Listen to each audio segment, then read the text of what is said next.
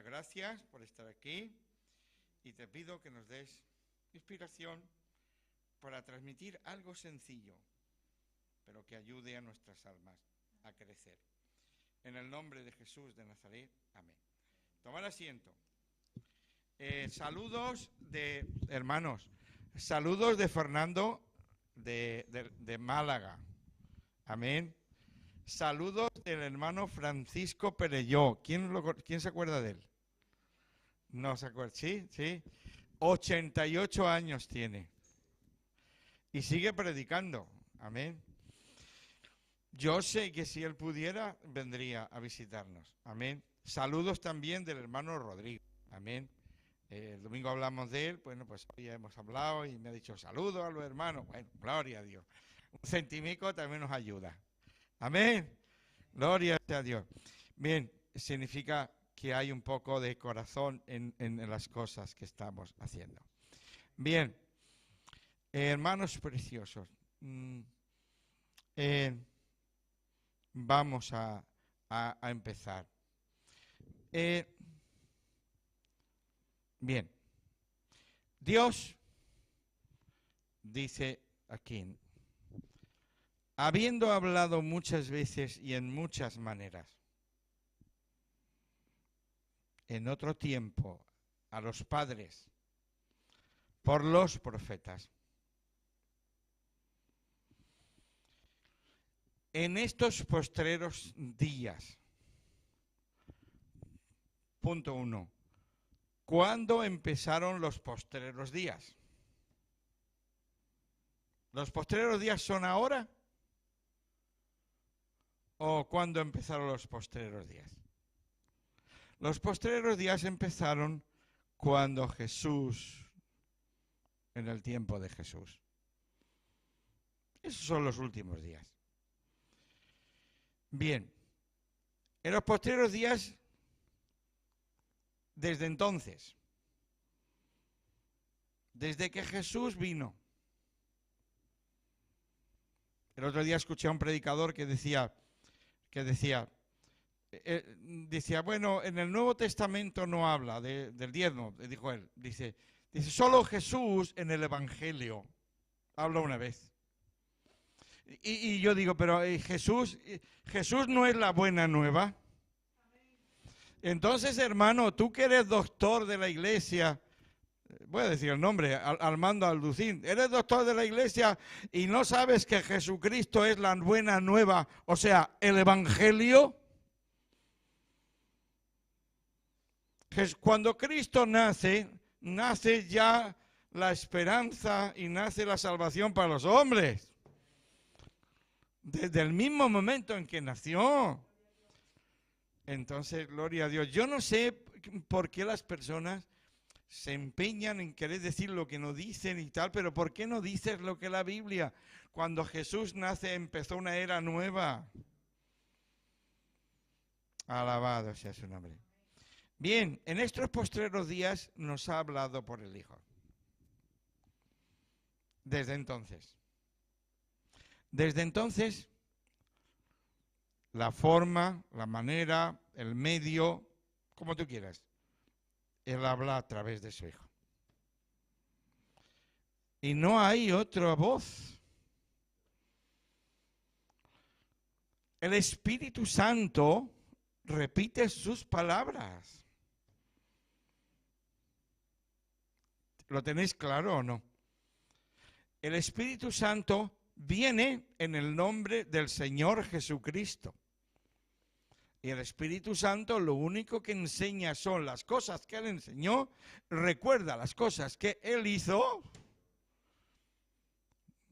No sé si me estáis pillando. Recuerda lo que Él dijo, hace lo que Él hizo y le da la gloria a Dios Padre a través de Jesús.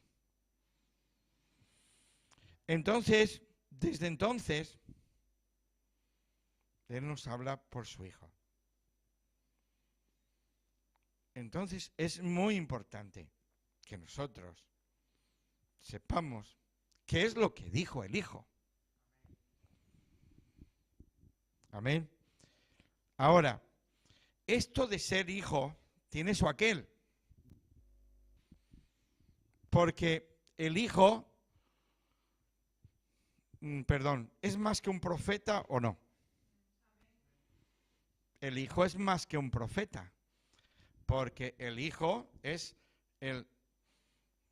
aquel que ha nacido en la casa, que es de la casa.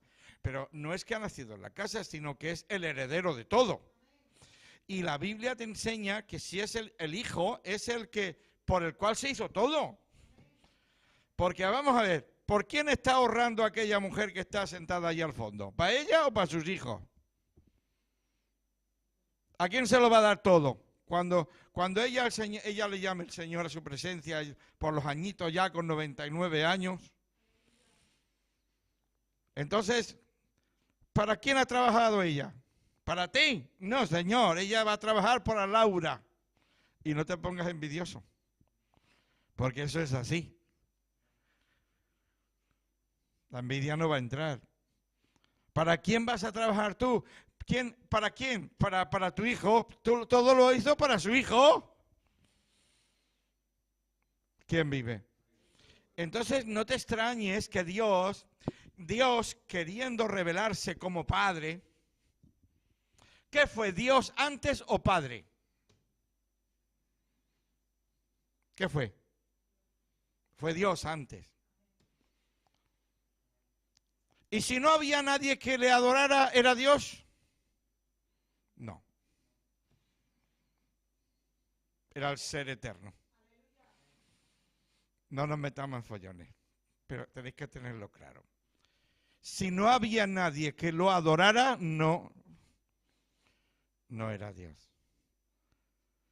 Era el ser eterno. Siempre ha habido un ser que ha existido siempre. Siempre.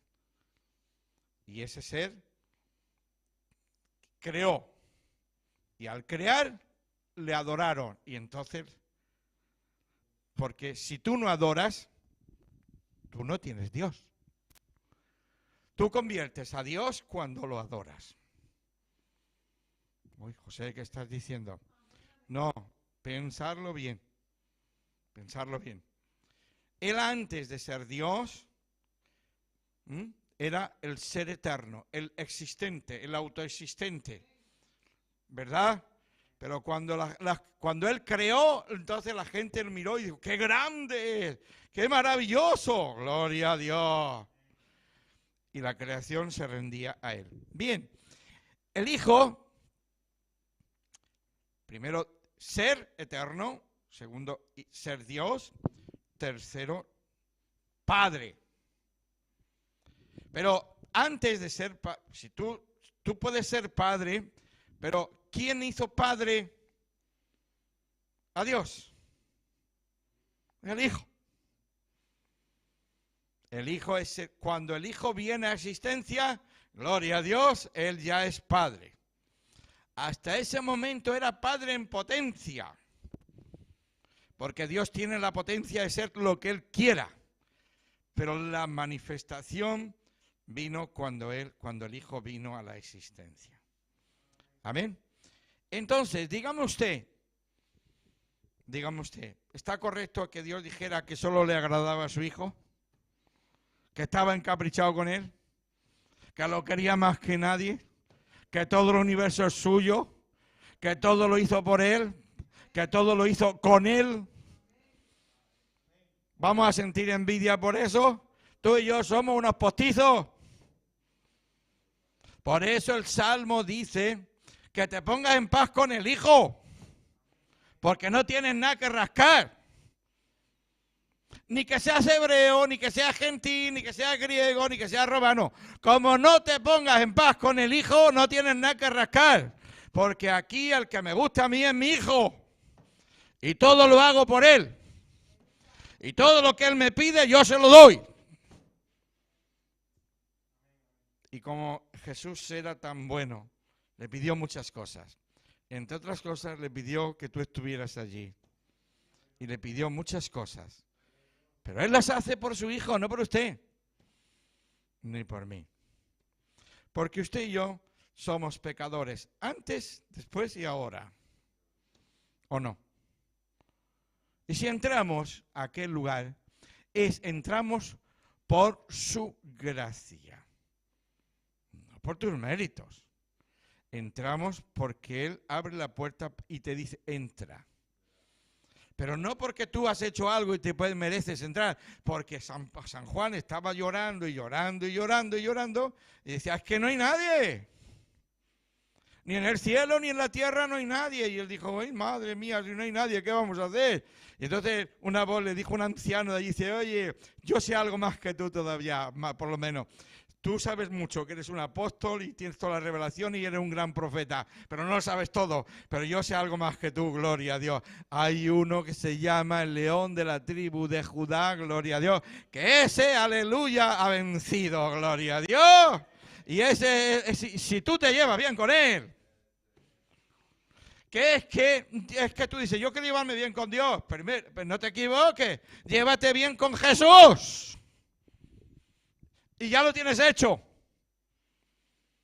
Pero como tú andes tonteando con Jesús, que Jesús no sé qué, que Jesús no sé cuánto, que no es, que no es, que no sé qué, bueno, va a tener un problema, porque el problema ya con Dios, el problema está finiquitado. Dios nos destituyó a todos.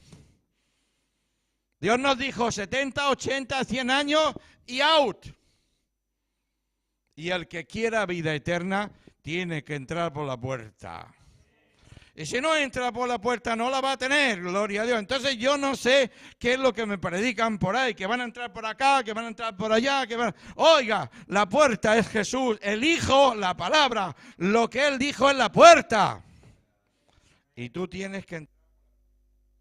Bien, a Él, al Hijo.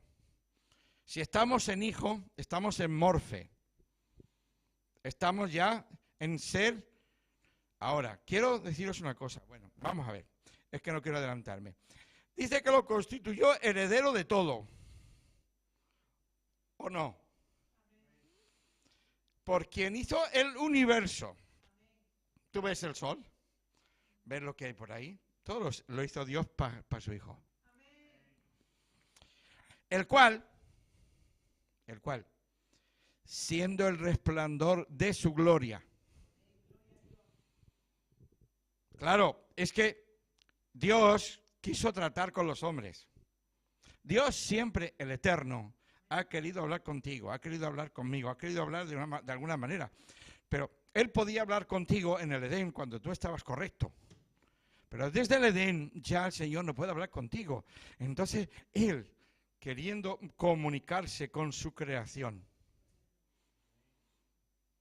se humilló, Dios mismo, se ubicó, se humilló y se metió en morfe, se metió en forma, en una forma.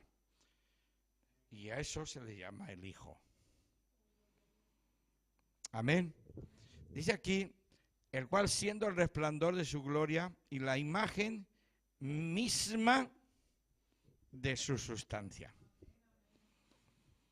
Entonces, hermano, aquí nos dice, ¿verdad, Pedro? Que el Padre y el Hijo son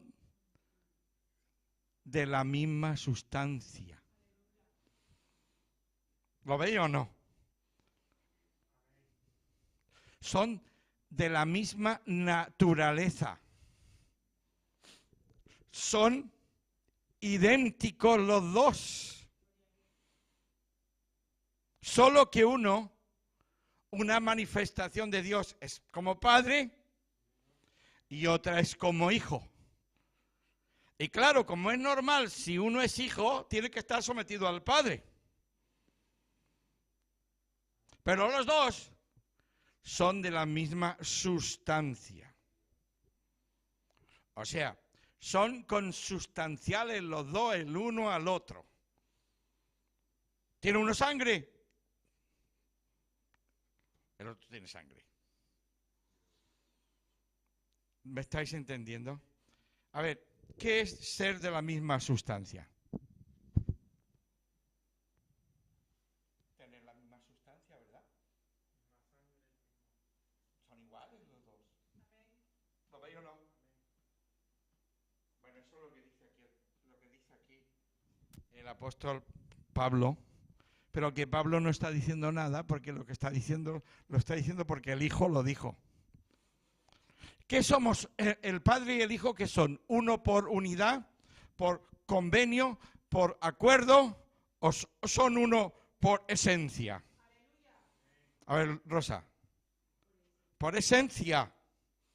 Tienen los dos la misma constitución interna. Y solo el Padre se manifiesta en forma. Por eso, cuando tú adoras a Jesús, no hay problema, porque la esencia que tiene Jesús no se corrompe.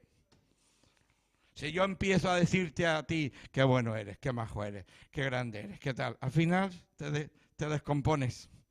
Pero Jesús no se podía descomponer jamás de los jamases, porque la esencia que tenía Él era la esencia de Dios mismo, aleluya. Y al contrario, al Señor cuando tú te rindes a Él y lo adoras, Él, aleluya, saca lo mejor. Por eso cuando nos reunimos yo me cabreo con ustedes muchas veces, porque a Dios hay que adorarlo. Porque cuando se le adora, se le canta, se le alaba, uno se rinde, el Señor viene y nos muestra su beneplácito, gloria a Dios. Le encanta al Señor que lo adores. Cuando venga una persona y te diga, no, a Jesús no hay que adorarlo, oiga, váyase usted. Bueno, hermano, no estoy de acuerdo con usted. Ya está. ¿Para qué vamos a pelearnos? Bien, dice aquí que era la misma imagen de su sustancia. Jesús es quien sustenta todas las cosas con la palabra de su poder. ¿Qué es sustentar? Pues hermano, tú te has levantado esta mañana gracias a Él. Y tú estás aquí vivo ahora mismo gracias a Él. Y si mi Pedro, y si quien sea, él sustenta todas las cosas. Tú ves un animalito corriendo por ahí, la sustenta Él. Ves una mandarina y la coge y dice, es el que ha sustentado eso para que llegue a mandarina, es el Señor Jesús. Es quien sustenta todas las cosas con la palabra de su poder. Habiendo efectuado, escúcheme, Él es, fíjese usted la cantidad de cosas. Él es, ¿quién? Jesús. Dice aquí, habiendo efectuado la purificación de nuestros pecados por medio de sí mismo. Él se sometió a sí mismo a una prueba para purificar nuestros pecados. ¿Qué quieres que te diga? Que no lo quiera, lo amo. Y escucha, estilo Kiko, porque llegue el día que pase ya al Jordán y me tira a sus pies, gloria sea al Señor. Estoy loco por eso, hermano. No, que no lo voy a adorar. Bueno, tú no lo adores. Yo sí. Se sentó y dice, y después de purificar los pecados en sí mismo, que tiene su aquel esa palabra, porque él sintió la tentación y luchó con ella, la quemó ahí. Y la venció. Jesús, te doy todo el dinero. Luchó contra sí mismo y la quemó ahí. ¿Para qué? Para luego darte a ti la victoria, gloria a Dios. Se sentó, después de ello, a la diestra de la majestad en las alturas. O sea, perdón, en Apocalipsis dice que se le dio todo el poder, toda la gloria, toda la honra, toda la alabanza. Y llegaron a una conclusión allí que era, dijeron, a Dios y al Cordero sea toda la adoración. Hermano, no hay pecado en eso, porque resulta, querido hermano, que son los dos de la misma esencia. Y que realmente no son dos, sino son uno. Bien, atended. Hecho tanto superior a los ángeles, cuanto heredó más excelente nombre que ellos. Claro que sí. Jesús, el nombre de Jesús significa Jehová salva, es el Salvador. Decidme qué ángel tiene ese nombre. Decidme qué ángel manifiesta ese nombre. Ninguno. Aleluya. El nombre de Jesús es el nombre más alto que un hombre ha podido tener en la tierra. Gloria a Dios. Bien, pero aquí viene lo más bonito de hoy, ¿no? Dice aquí. Porque ¿a cuál de los ángeles dijo Dios jamás? ¿A cuál? A ninguno. Le dijo, mi hijo eres tú. No tú, ni tú, ni tú. A él le dijo, tú eres mi hijo. Y dijo, yo te he engendrado hoy. Ahora, una pregunta. A ver si la pilláis. Adán fue creado de la nada. ¿Sí o no? Tú y yo procedemos de una creación de la nada. ¿Sí o no?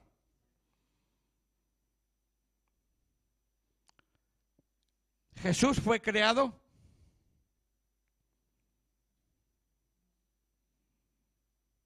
A ver, ¿qué opináis? ¿Jesús fue creado?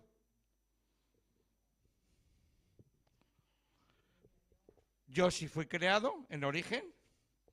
Un león, un planeta, un mandarino, un conejo, fueron creados, ¿verdad? Son creación.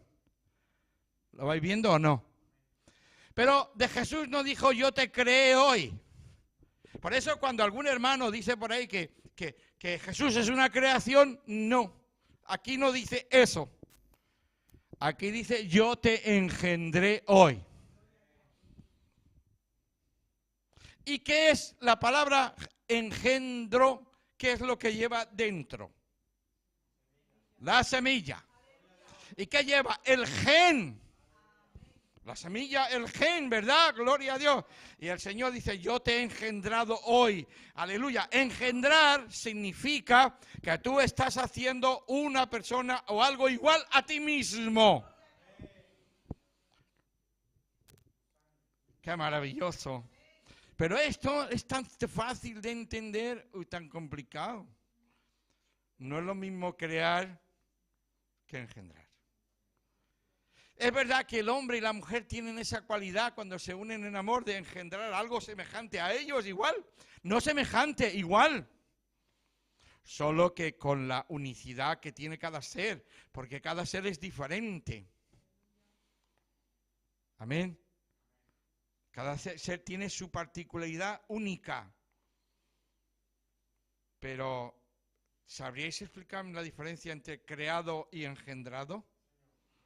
¿Lo veis? Bueno, entonces, hermano, por eso los obispos en la Iglesia Católica dicen engendrado, no creado. Porque si Jesús fue creado, era una criatura.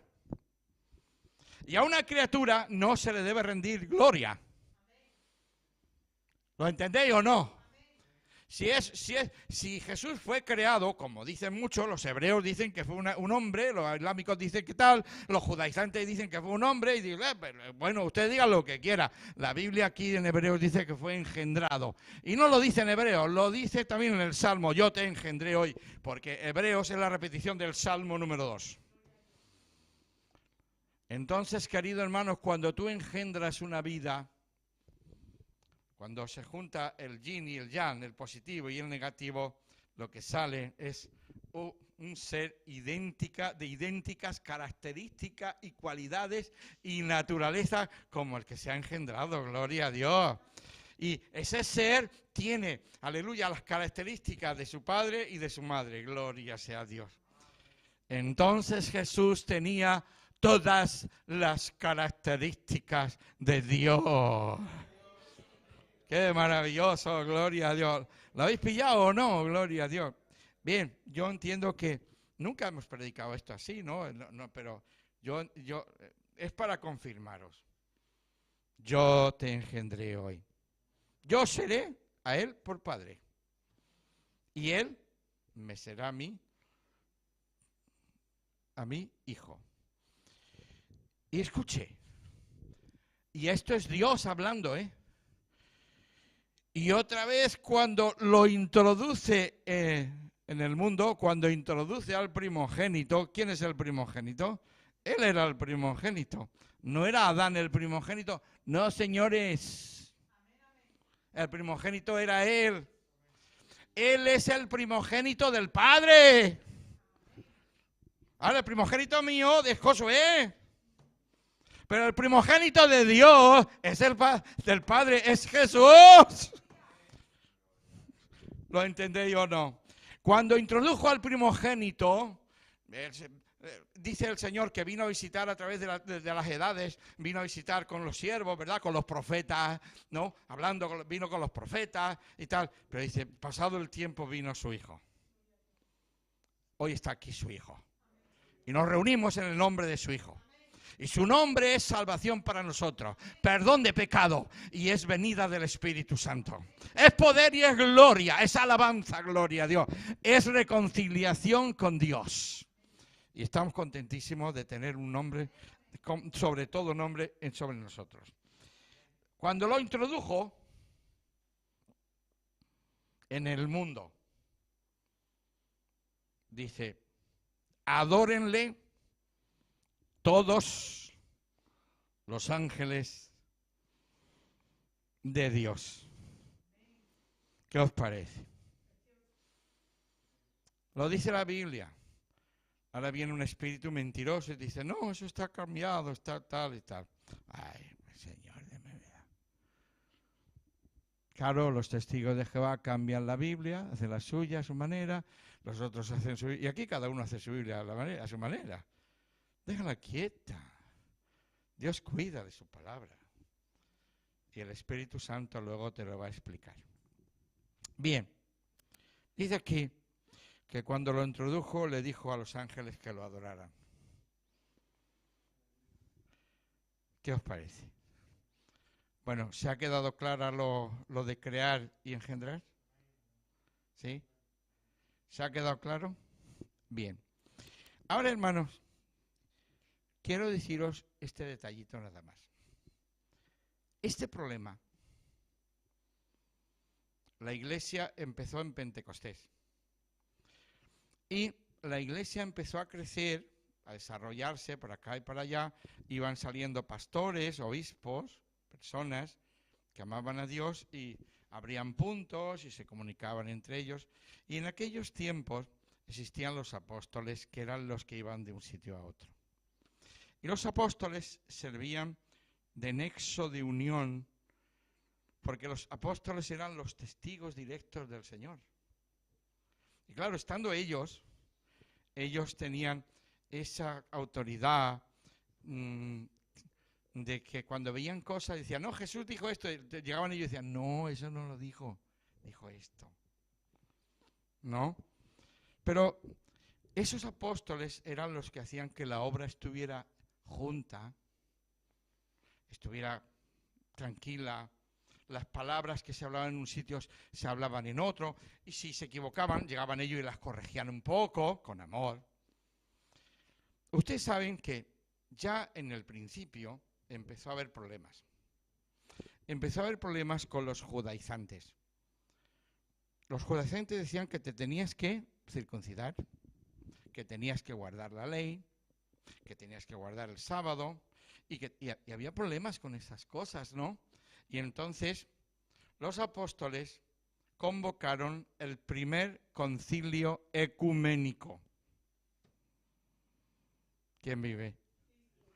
¿Dónde fue el primer concilio ecuménico? En Jerusalén. ¿Con qué motivo? Con el motivo de que todos juntos, los obispos, los ancianos, los apóstoles, hablaran acerca de las cosas que iban surgiendo, porque desde el principio siempre han surgido cosas en el seno, como vemos todos somos, de un padre y de una madre, pues todos tenemos nuestras ideas y nuestras cosas, pero en aquellos momentos estaba la gracia de Dios, que estaban los apóstoles, y entonces, gloria a Dios, ellos corregían las cosas. Cuando se hartaron de discutir, circuncisión sí, circuncisión no, sábado sí, sábado no, tal, no sé qué, Jesús es un hombre, Jesús no es un hombre, aleluya. Cuando se hartaron de discutir, se levantó Pedro, que tenía mucha autoridad, y dijo, varones hermanos, ¿Cómo le vamos a pedir a los gentiles lo que no somos capaces nosotros de hacer? Y entonces se quedaron todos tranquilos. Primer concilio. Y en ese concilio hubo paz y cada cual a trabajar.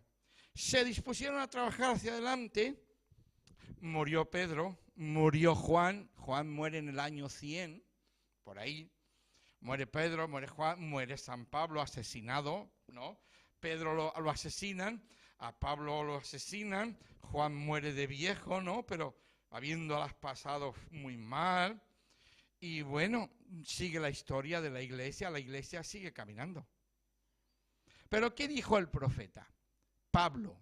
Pablo era apóstol, maestro de los gentiles y profeta, ¿o no?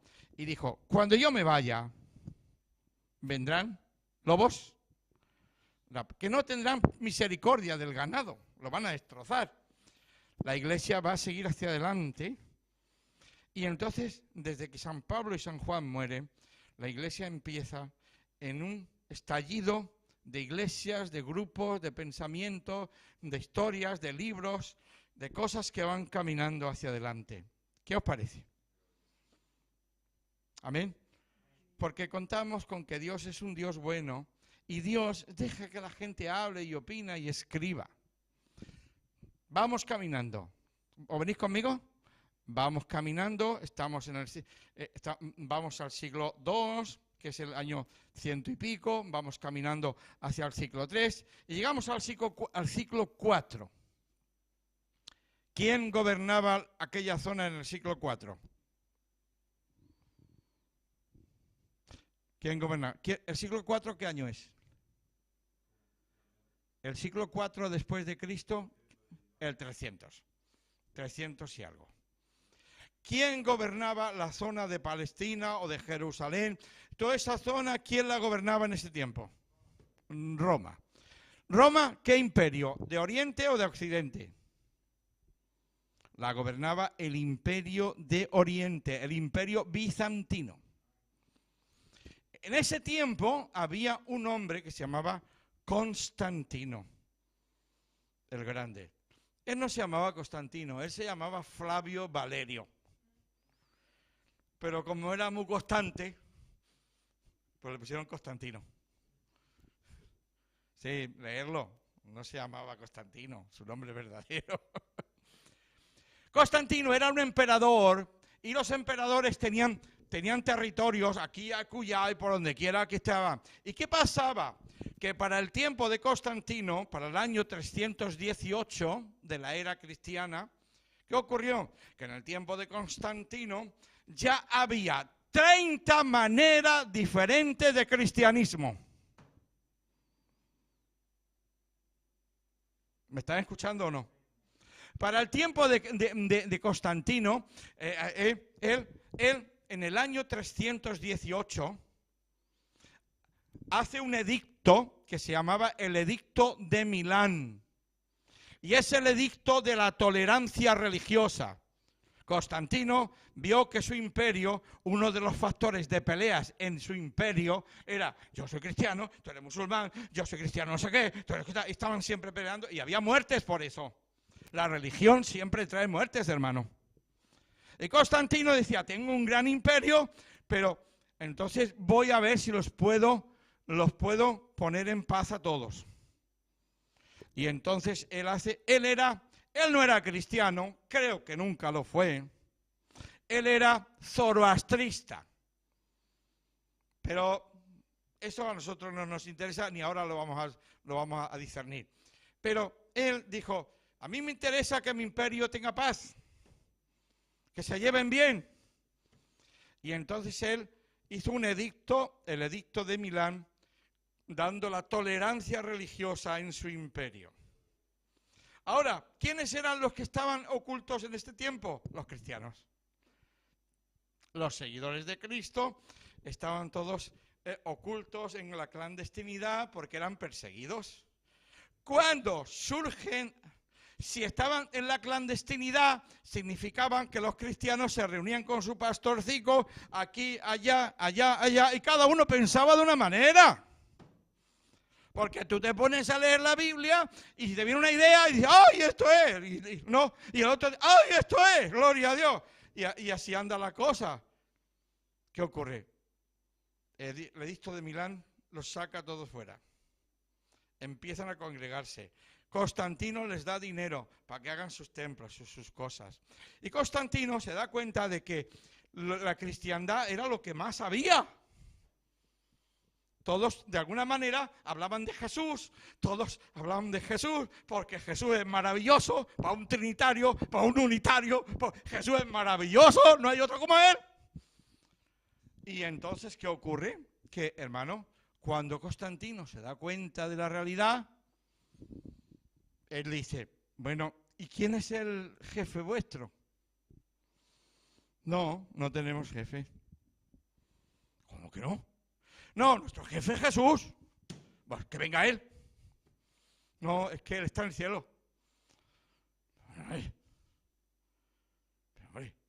Venga. ¿Quiénes son los cabezas vuestros? Bueno, nosotros tenemos obispos. Bueno, ¿cuántos obispos sois? 1800 en todo el imperio. Y él dijo,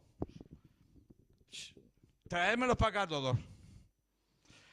Constantino invitó a todos los obispos del mundo mundial a que vinieran a Constantinopla, a el sitio de veraneo del emperador Constantino. A ver, pregunta para estudiantes.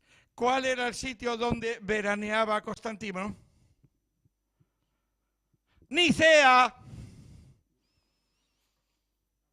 Él los llamó para que vinieran y hicieran una reunión y se pusieran de acuerdo.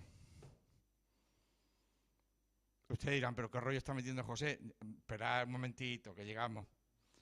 Entonces le dijo, vengan todos para acá, viaje pagado, comida pagada, aquí van a tirarse unos cuantos días, se tiraron bastantes meses, a tutiplé. Pero aquí se me van a poner de acuerdo, porque esto es ridículo que se estén matando lo uno al otro, porque uno dice que Cristo es no sé qué y otro que Cristo es no sé cuánto. Y que se mataban, hermano. Entonces, hermanos preciosos, en medio de todas las formas de entender el cristianismo, que había 30 gordas, 30 gordas. No estamos hablando del pastorcico que tiene una idea por aquí tal, que eso habría millones. Estamos hablando de 30 líneas gordas. Entonces dijo, no, hay que ponerse de acuerdo. El emperador poniendo orden a los cristianos, hermano. Un emperador que no era cristiano, poniéndole orden a los cristianos. Bendito sea el Dios del cielo. Y llega un momento en que aparecen dos figuras. Una se llamaba, ¿cómo se llamaba? Una se llamaba, ¿cómo se llamaba? Una se llamaba Arrio, obispo de Alejandría. ¿Cuál era la ciudad con más libros del mundo en aquel tiempo? Alejandría. Alejandría tenía el nombre de quién? ¿De Alejandro quién? El Magno. En árabe se dice Escandaría. No se dice Alejandría, se dice Escandaría, ¿no? Yo no sé por qué estuve allí. Bueno, allí estaban en Alejandría Arrio. ¿Qué era Arrio? Tenéis que saber que en la historia de España todos los reyes visigodos hasta Recaredo eran arrianos. Cristianos que hablaban de Jesús, que creían en un Dios único, pero que ellos, que los arrianos, creían que que Jesús era una creación de Dios y que era un hombre, era un profeta y era una persona magnífica, pero que no era Dios. Arrio. El obispo, y era un obispo cristiano. Tenía su congregación en Alejandría, pero resulta que en Alejandría también vivía un diácono que era obispo, pero era diácono, otra forma de entender las cosas, era el diácono de Alejandría, que se llamaba Atanasio. Y entonces empezaron todas las líneas, las 30 líneas se reducieron a las 2. Y entonces Arrio y Atanasio empezaron una lucha tremenda para demostrar cada uno su teoría. Resumiendo, Atanasio dijo, si Jesús es un hombre y un profeta, ninguno de nosotros seremos salvos. Y la sangre de Jesús es la sangre de un hombre. Y si es la sangre de un hombre, no nos puede salvar. ¿Qué os parece? ¿De dónde viene? El hermano Branham sostiene eso, pero tienes que saber de dónde viene la cosa. El otro decía no, que era un grande profeta, que Jehová era el eterno y que Jehová nos salvaría, pero de otra manera. Pero él dijo, no, es bajo la sangre y bajo el sacrificio que somos salvos. Ahora, si la sangre es de un hombre, es una sangre pecadora, una sangre impía, una sangre de hombre no salva a un hombre. Entonces, Atanasio empezó a defender que Jesús, conforme a esta doctrina de Hebreos, era el Hijo de Dios. Que su sangre era la sangre de Dios, la que limpia de todo pecado. Y el hombre se debatió el cobre allí con el otro. Atanasio en su pasado fue perseguido, fue encarcelado, fue maltratado, pero por la gracia de Dios salió afuera y pudo defender estas teorías. Curiosamente, al emperador le gustó lo que Atanasio dijo. ¿Qué os parece? Y dijo, controversia terminada. La religión oficial del imperio será los acuerdos del Concilio de Nicea. Todo lo que se ha acordado en Nicea será lo que creeremos en este imperio bizantino. ¿Quién vive? Y entonces las malas lenguas empezaron a decir que eso eran los trinitarios, porque creían Dios Padre, Dios Hijo y Dios Espíritu Santo. Y desde ahí le llamaron los trinitarios, pero nosotros tenemos esta herencia, no somos trinitarios. Padre, Hijo y Espíritu Santo. Bautizamos en el nombre del Padre, del Hijo y del Espíritu Santo. Y el nombre del Padre y del Hijo y del Espíritu Santo en el bautismo es el nombre del Señor Jesucristo. Bien, en ese concilio fue donde hubo esta gran pelea de si Jesús merecía ser adorado o no. Pero Atanasio simplemente cogió la Biblia y dijo, miren ustedes lo que dice los textos hebreos y los textos griegos. Nosotros no somos hebreos. Nosotros somos nuevas criaturas. Ahora, ¿qué ocurrió? En Alejandría estaba la biblioteca más grande del mundo entero. Alejandría estaba llena de griegos, de egipcios y de ¿quién más? Y de hebreos. Y claro, cuando tú vas a las bibliotecas, tú empiezas a leer muchas cosas. Amén. Y los libros te fascinan. Pero hay un libro que no te fascina. Hay un libro que es la palabra de Dios. Si tú te ciñes al libro, serás feliz. Amén. Y yo me quiero ceñir al libro. Aquí dice, adórenle todos los ángeles de Dios.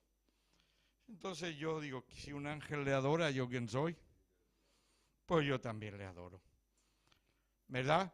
Y si le adoraron en Apocalipsis, pues yo también le adoro. Y no tengo problema en decir que Jesucristo es mi Dios. Tan eso. Es igual al Padre, de la misma sustancia, de la misma esencia, es engendrado por Dios, no es una creación, es engendrado, gloria sea a Dios, y Él es el que nos está hablando esta noche. Esa es nuestra historia.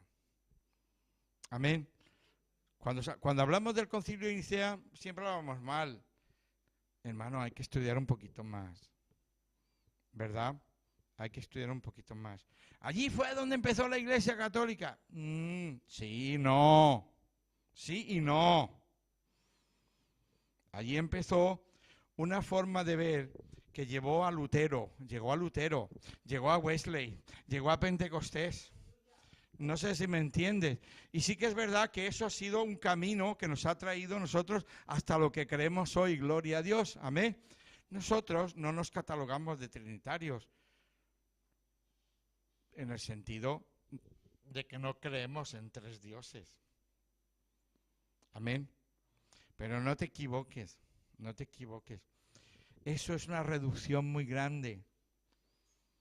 De que la gente dice, Padre, Hijo y Espíritu Santo son tres dioses. No se creía así. Se creía que los tres eran el único y el mismo Dios. Y que tenían la misma sustancia. Por eso al hermano Branham, cuando le preguntaban un poco y le apretaban un poco, decía, eso hay que mirarlo bien mirado. Porque Dios se manifiesta en tres. Dios es perfecto en tres, pero sin embargo solamente es un Dios. Entonces, ¿veis la historia? Nicea fue el Concilio Ecuménico de Nicea. Y allí, todas las líneas cristianas que había se tuvieron que reconciliar y empezar a caminar juntas. Porque si no, estaba la amenaza del emperador de que se iban a la clandestinidad otra vez. Y todos empezaron a caminar otra vez juntos más o menos. Queridos hermanos, ¿qué os quiero decir? El cristianismo, todas estas ideas han estado golpeando al cristianismo desde el principio para que el cristianismo se divida. Hoy tenemos una realidad muy complicada. Por ejemplo, yo se lo decía a mi esposa, ya termino. Hermanos, nuestra realidad es que somos pequeños reinos de taifas. ¿Quién sabe lo que es eso? ¿Quién sabe lo que es eso? Cuando empezó la reconquista en España a golpear al imperio musulmán, pum, pum, pum, pum, pum, pum, pum, pum, pum, pum, pum, ¿verdad? Empezaron a golpearlo, ¿verdad? ¿Qué ocurrió? Que los musulmanes se tenían que dispersar y para acá, y para allá, y para acá, y para allá. Bueno, ustedes saben que Murcia era un reino de taifas. En Murcia, al último ya, en el año 1400 y pico, Murcia era un reducto musulmán que quedaba en España. Granada era otro reducto musulmán que quedaba en España. ¿Por qué? Y ya los musulmanes estaban disgregados por acá y por allá porque había una presión militar y una presión religiosa que les venía que los estaba destrozando. Bien, nosotros tenemos que darnos cuenta de que somos grupitos minúsculos y necesitamos mucho la dirección de la palabra del Señor. Y necesitamos dejar de divagar para acá y para allá, mucho para acá, y ceñirnos a la palabra. Lo que diga la palabra lo concluye. Punto. Y eso nos salvará, hermanos. ¿Qué ocurre? Y termino. Hermano, este es trinitario y tú eres unitario. ¿Qué manda Dios a un trinitario? Que ame al unitario, ¿o no? ¿Le manda eso o no? ¿Qué le manda Dios a un cristiano? Que ame a otra persona, ¿o no? Si esta persona es trinitaria y esta es unitaria, ¿qué es lo que Dios dice en medio de las dos? Que nos amemos. Si el trinitario amara al unitario y el unitario amara al trinitario, ¿estaríamos obedeciendo al Señor o no? ¿Sí o no? Ahora, este condena a este por esto, este lo condena a este por otro. Querido hermano, va a venir un imperio del mundo que se llama el imperio del anticristo y nos va a poner en paz a todos. Va a venir el anticristo y va a decir, ya estoy cansado de vosotros porque decís que tenéis un Dios, que tenéis amor y que amáis mucho, pero en realidad sois una covacha de pelea. Cuando uno ama, si Dios te ha dicho que ames a tu semejante, es que lo ames. Y si lo amas, estás pensando bien en él, estás pensando en ayudarle. El trinitario debería estar pensando en ayudar al unitario y el unitario en ayudar al trinitario. ¿O no? Eso es lo que tendríamos que hacer, obedecer al Señor. El Señor dice, ama a tus enemigos. ¿Qué os parece? Sin embargo, hermanos, ¿qué ocurre? Hoy estamos súper peleados por una simple idea, cuando el Señor nos ha dicho que nos amemos. ¿Qué le dice Dios a un cristiano? ¿Que ama a un musulmán, hermano? ¿O no?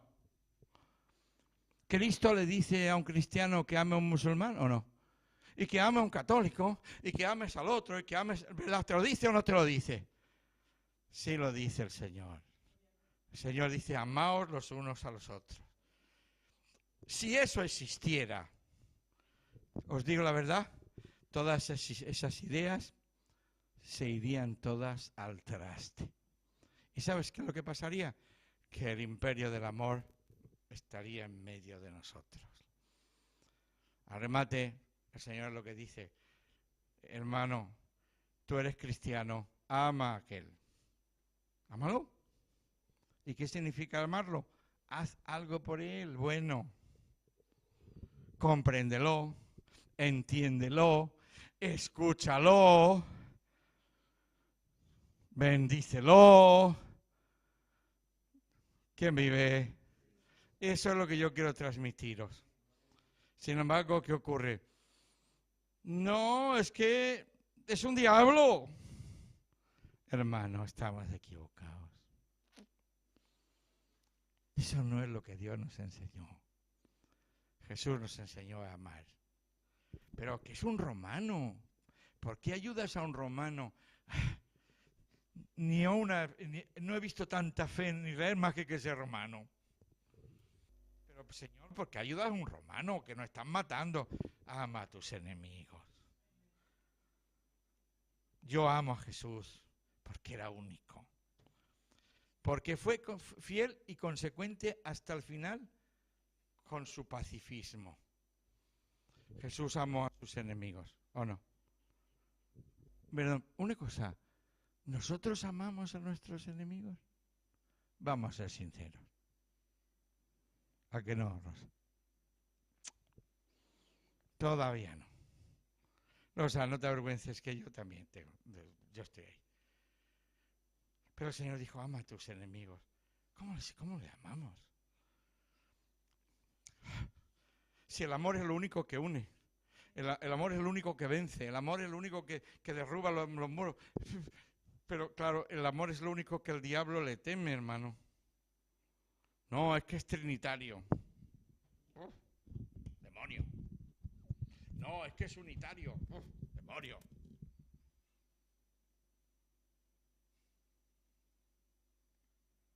El Señor dijo, amaros los unos a los otros. Que Dios os bendiga.